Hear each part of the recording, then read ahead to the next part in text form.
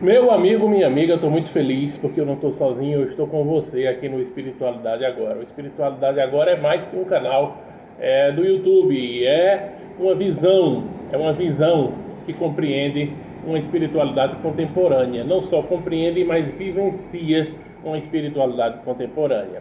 Aqui a gente fala de vida, de espiritualidade, a gente traz reflexões sobre o nosso caminhar e é um canal que convida você a estar aqui com a gente porque a gente fala na sua linguagem, a gente fala trazendo reflexões pertinentes, sem nos deixar levar pelos dogmas, pelo fundamentalismo e pela visão da matriz, pela visão que todos costumam ver. Aqui a gente tece críticas pertinentes e aqui a gente traz reflexões mais profundas. Eu convido você a fazer parte do Espiritualidade Agora. Se você não conhece, passe a conhecer, inscreva-se no canal e venha comigo. Se você já faz parte do canal, eu te agradeço bastante. Ative o sino das notificações. A gente tem vídeos com muita regularidade aqui, tá? Nos ajuda, nos apoia.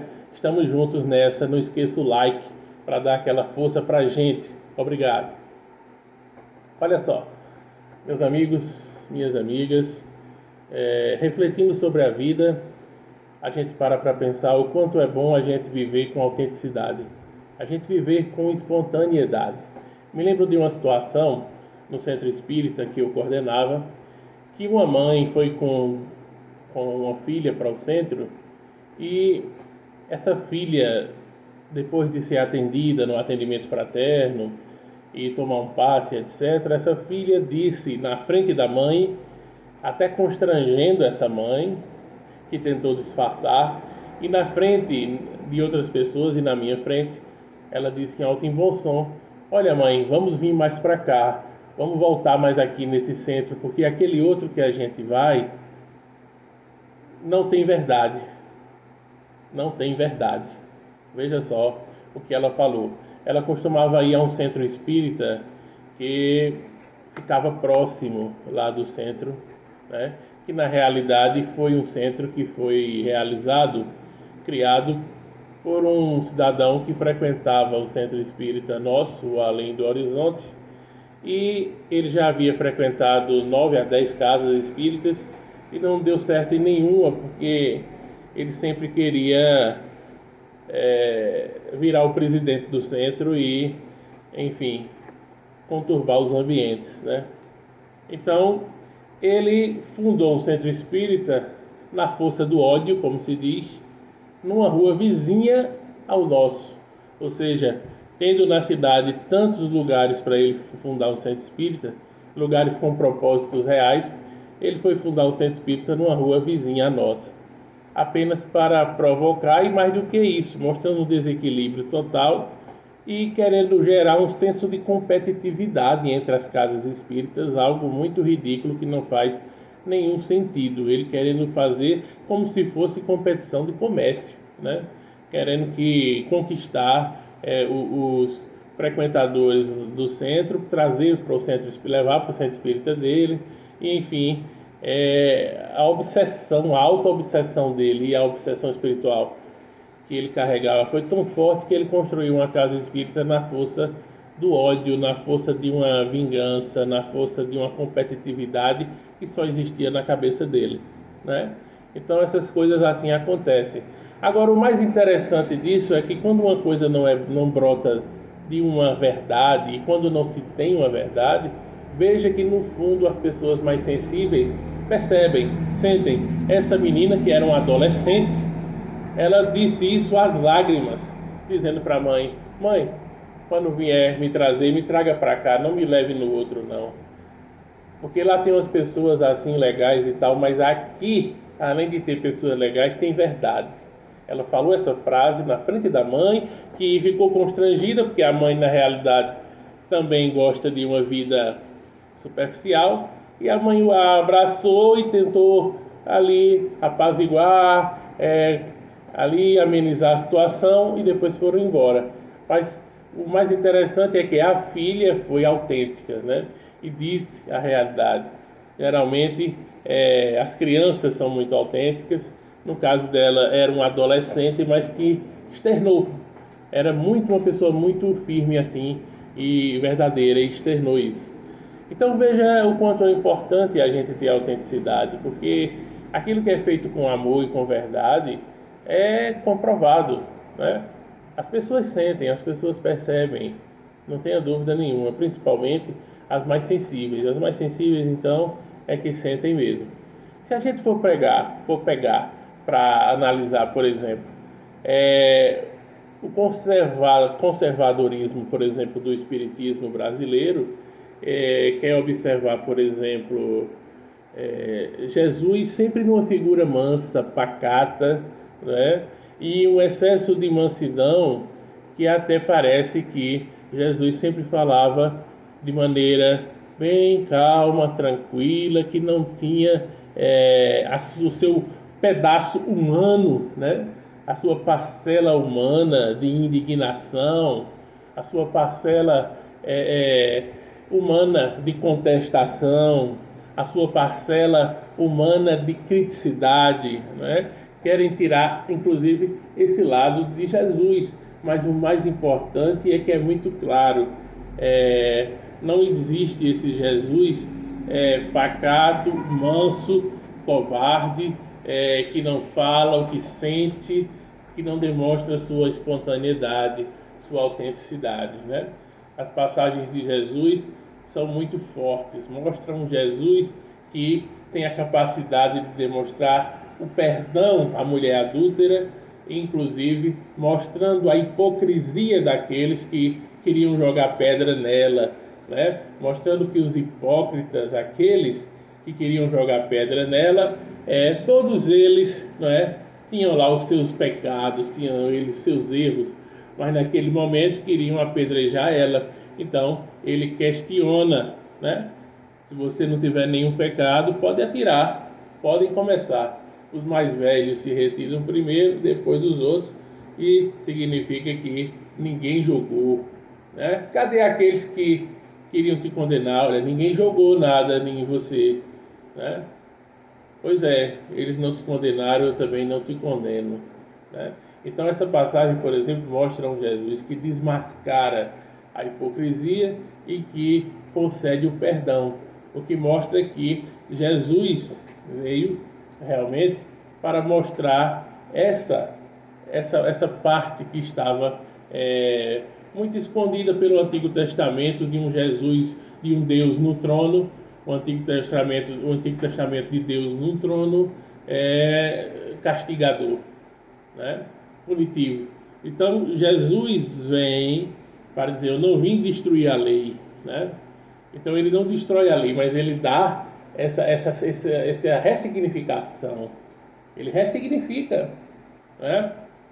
Justamente essa proposta de ressignificar, de contextualizar, né? Algo que era de uma outra época, de um outro contexto, de um outro ambiente, é necessário ressignificar. Não é destruir, mas é dar um novo sentido, um novo significado.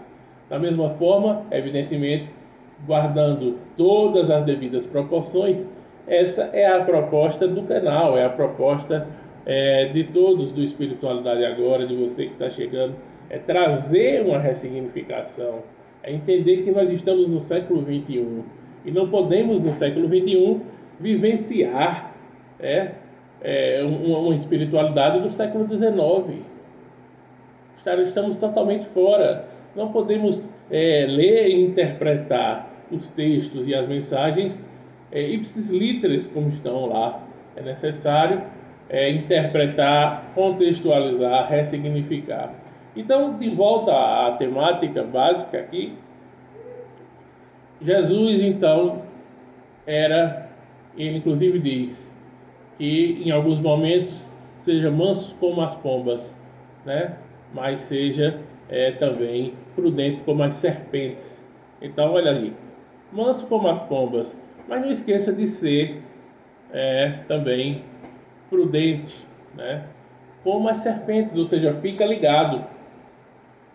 Não existe essa coisa da mansidão eterna, de ficar congelado. Não, Jesus demonstrou energia. Muitas vezes temos que ser como as serpentes, estarmos em alerta, estarmos mostrando que também temos força, que também temos energia. Muitas vezes as pessoas podem duvidar, achar que a gente não tem força, que a gente não sabe se defender, que a gente não sabe se proteger, que a gente também não sabe atacar. É importante mostrar que nós temos também as nossas garras, nós temos também os nossos dentes afiados em alguns momentos aqui na vida na terra, né? Então, esse é o Jesus que entra com um chicote lá no templo dos vendilhões, né? Chicoteando, batendo forte, mostrando, olha aí, Jesus sim, como muitos do movimento espírita, por exemplo, dizem que Jesus jamais fez isso, jamais faria isso, porque se trata de um espírito puro, né? E um espírito puro é um espírito que jamais faria isso. Primeiro, quem diz essa frase parece que já é espírito puro, né? Porque diz com uma veemência tão grande que parece que sabe que o espírito puro jamais faria isso, porque ele também é um espírito puro, então está dizendo isso, né? Então, para dizer com essa ênfase, com essa certeza, que um espírito puro jamais faria isso, só vindo mesmo de outro espírito puro para ter essa afirmativa, né, tão assertiva, né? Não existe isso. Jesus estava demonstrando a sua parcela humana, e ninguém foge à condição humana quando está aqui na Terra, quando está encarnado, nem mesmo um espírito do rol dele, nem mesmo um espírito puro ou bem-aventurado. Está aqui na Terra, está reencarnado, e precisava mostrar a sua indignação, a sua ênfase naquilo que falava e naquilo que professava, naquilo que queria mostrar e ensinar as pessoas. Então Jesus bateu forte sim lá com os vendilhões do templo com o chicote, né? É o Jesus também que disse: hipócritas, raça de víboras. Olha aí, raça de víboras, né? Como podes falar alguma coisa boa se vocês são maus? Olha aí, como vocês podem falar coisas boas? E você não pode ser coisa boa mesmo, porque você é ruim, você é mau, cara. Você é mau, você é uma víbora, raça de víboras. Olha aí. Sepulcros caiados, bonitos por fora, mas por dentro são podres, imundos, sujos. Olha aí, batendo direto com a situação da hipocrisia, a situação de viver de aparências, né? E imagina isso, né? Naquela época, imagina agora, nessa sociedade vigente, né? O viver de aparências, né? O quanto as pessoas gostam de viver de aparências nas redes sociais, demonstrando uma suposta vida perfeita, de comercial de margarina, família reunida, a família viajando de férias, todo mundo super unido na família, não tem nenhuma divergência, todo mundo sempre se amando, se beijando, se abraçando, muito dinheiro, né? Então, muito sucesso, a vida é isso, né? Então, é a vida de aparência daquelas pessoas que gostam de viver aparecendo nas colunas sociais, nos locais, né? Até mesmo vamos trazer para as religiões, e eu critico muito o movimento espírita porque eu conheço, né, de perto. Então, aquelas pessoas que querem demonstrar santidade no púlpito, a fala muito mansa o tempo todo, sem veemência, aquela pessoa que quer ser o engomadinho, né, o namoradinho da febre, né? Essas pessoas todas, inclusive a característica de se ter hoje em dia palestrantes clones, né, um do outro praticamente, e não é nem parecido, é praticamente o outro, é um clone, né? É uma coisa fantástica o que vem acontecendo, de que antigamente as pessoas queriam parecer outro palestrante só pelo jeito de falar, pelas expressões, pela maneira de abordar os temas. Hoje em dia, além disso, tem também a aparência, né, física, que tem um que é igual ao outro. Eu fico impressionado com isso aí, mas não vem ao caso. Vamos lá. O fato é que nós precisamos estar vivendo a nossa verdade. Você, eu, precisamos estar vivendo a nossa verdade. Doa a quem doer. Não importa. Precisamos pagar esse preço. E esse preço nunca será alto. O preço de ser nós mesmos nunca será alto. Porque isso é maravilhoso. Nietzsche fala isso. O preço nunca será alto da gente ser a gente mesmo. E buscar tornar-se quem nós somos, torna-te quem tu és. Essa é a perspectiva importante para nós. O que Jung transmite para nós no processo de individuação. Seja você. Ah, mas fulano não vai gostar. Ah, mas meu pai, minha mãe. Ah, mas o meu patrão. Não interessa.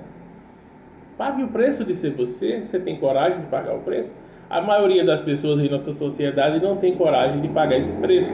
E aí como é que elas vivem? Infelizes, cheias de problemas psicológicos, emocionais, né? Porque querem viver para o outro, querem viver para a sociedade, querem viver para o que vão achar de mim, para o que vão falar de mim, para o que vão pensar de mim.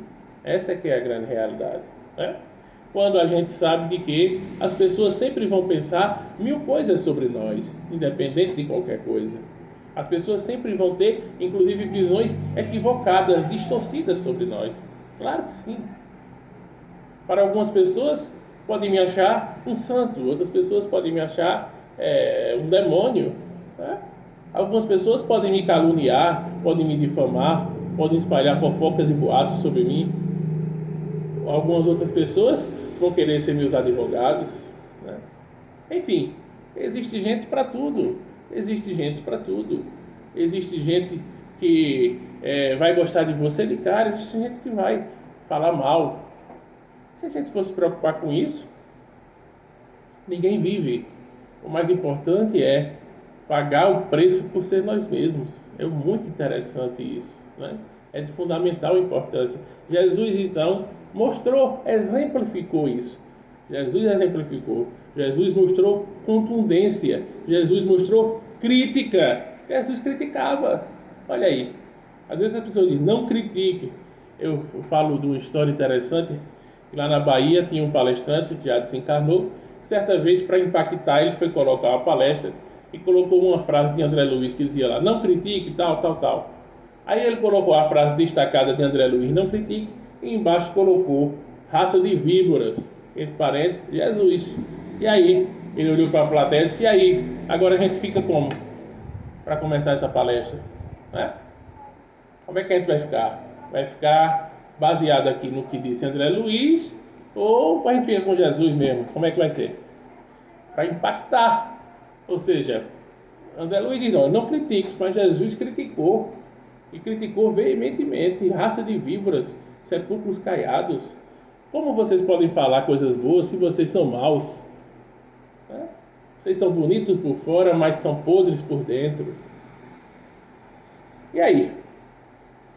Então é importante a gente mostrar isso para, inclusive, cutucar um monte de gente que gosta de viver sobre as aparências, né? Gosta de viver se enganando e tentando enganar os outros, vivendo de aparência. Quando a gente busca a nós mesmos, a gente paga o preço. Eu posso dar um exemplo pessoal. Eu sou professor formado em ciências sociais, ensinei por muito tempo, fui gestor escolar de grandes escolas, escolas de grande porte, mais de 1.000 alunos, né? O fato é que um certo dia eu cansei e abandonei tudo isso, larguei tudo isso, contra a matrix, contra o sistema, contra a opinião alheia, contra a opinião da maioria das pessoas, da minha família, seja lá de onde for, da própria educação, um monte de gente. Tem gente que achou que eu estava louco, né? Teve gente que veio perguntar a mim se estava tudo bem. Teve gente que disse para mim, vá lá e tente rever isso, diga que você teve um problema aí mental, que você teve um momento de insanidade. Olha aí que coisa. Por quê? Porque as pessoas, elas fingem que estão preocupadas com você, mas na realidade não estão. Não estão. Elas só estão realmente mostrando que elas não têm a coragem que você teve e elas no fundo gostariam de ter essa coragem de fazer o que você fez. Mas como não tem essa coragem, elas criticam, claro. Elas criticam aquilo que elas gostariam de ser, mas não tiveram a coragem, não têm a coragem para tal. Então, todo mundo sabe que a educação, trabalhar na educação, sobretudo hoje em dia, é extremamente cansativo, extremamente estressante, né?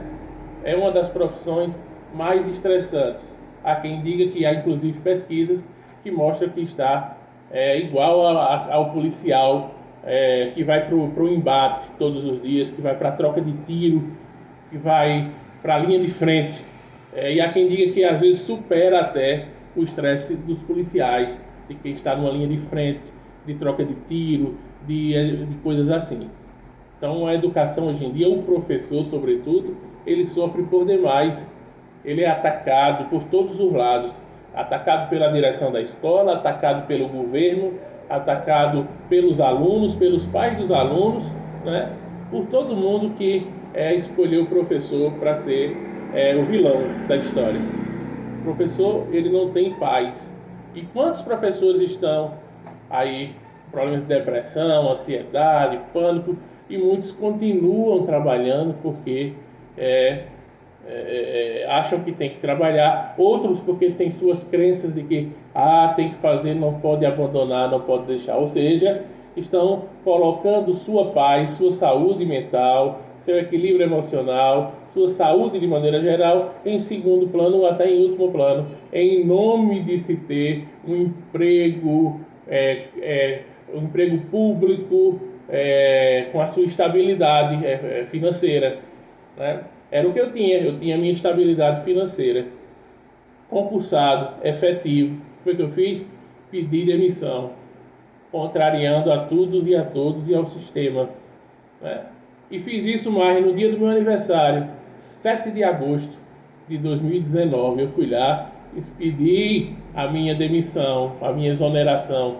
Solicitei minha exoneração, inclusive dizendo às pessoas lá que estava fazendo isso porque era o dia do meu aniversário. Eu queria me dar esse presente. E me dei. Então, por mais que eu tenha sofrido as consequências, e até hoje tem consequências do ônus disso, da parte financeira e etc., da estabilidade, o bônus não tem como medir. O bônus também é algo maravilhoso e fundamental para que eu possa continuar vivendo, né? Eu deixei porque eu tive o meu processo de metanoia, meu processo de mudança. Eu fui chamado e sou chamado para a minha verdade. A minha verdade é falar aqui para vocês nesse canal. Eu falo com a alma, eu falo com o coração, eu não tenho texto na minha frente, eu não tenho nada pré-programado. Eu ligo aqui a câmera e vai. Às vezes eu penso num tema e escrevo só o título, às vezes nem isso. Então eu estou aqui na minha verdade. Estou fazendo o que eu gosto, o que minha alma necessita, o que minha alma pede.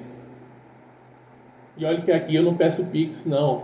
Posso até pedir, porque hoje em dia a maioria dos canais pedem Pix, né? Aqui eu não estou pedindo, não, pelo menos por enquanto. E se eu precisar pedir, também não há problema nenhum. Mas o que é que eu quero dizer com isso? Eu fiz e estou fazendo o que minha alma pede. Eu estou em consonância comigo mesmo. Eu estou sendo eu. E quanto mais a gente está mais próximo de nós mesmos, quanto mais nós estamos mais próximos de nós mesmos, nós vamos ter menos problemas de saúde, menos problemas psicológicos, emocionais, de somatização. É isso. Ou seja, nós vamos ser julgados de qualquer forma sempre pela sociedade que aí está, materialista em excesso, né? Capitalista, pelos que estão aí fora, que visam apenas ganhar dinheiro, trabalhar, e muitas vezes trabalham e continuam sem ter o que gostariam, porque é a mais-valia, né? Porque são explorados.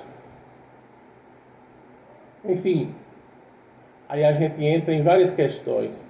sociológicas até. Então o que eu estou querendo trazer aqui para vocês é isso. Inclusive me vem à mente agora uma situação que um amigo contou, que existia um menino de rua e que tinha problemas psiquiátricos e que estava sem pai e sem mãe. Foi adotado por esse cidadão que me falou. Ele é comunista, adotou esse menino e colocou ele para ser cuidado. E esse menino depois demonstrou um grande potencial de inteligência. Esse menino leu O Capital de Marx, para você ter uma ideia, e debateu com esse pai adotivo sobre o Capital de Marx. E depois passou a ler, estudar e conversar sobre vários livros, O Capital, o Manifesto Comunista e por aí foi. Então, para você ver que muitas vezes está faltando só uma orientação, né, e uma ajuda àqueles que mais precisam. E essa ajuda, por exemplo, veio desse pai que tinha uma visão mais de uma sociedade mais justa, né? Não pelo fato dele ser comunista, porque poderia ter um comunista que fosse tivesse com 1 litro de Coca-Cola tomando na hora, né? Mas pelo fato dele estar com a verdade dele e inclusive seguindo uma ideologia, um pensamento comum de sociedade, adotou esse menino, né? E aí foi bonita essa situação, coisa que geralmente quem está no oposto, no outro lado, não vai ter essa percepção humana, humanista, independente de religiosidade, de religião, de colocar essa pessoa para dentro da sociedade, não deixar ela à margem, né? De potencializar um ser humano. Então é isso. O vídeo já está longo, eu agradeço a você que está aqui, mas eu quero deixar essa mensagem.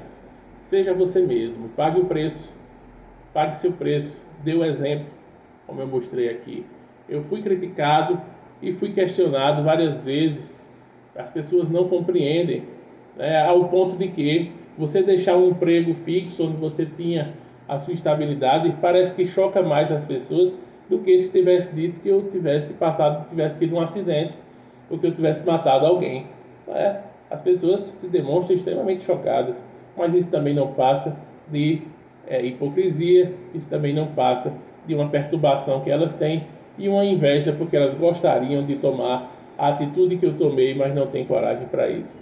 Então é mais fácil criticar, apontar o dedo. Vivem a maioria infelizes, se sobrecarregando, ficando doentes, em nome de um sistema, em nome de dar também satisfação à sociedade, satisfação aos outros que fingem gostar de você.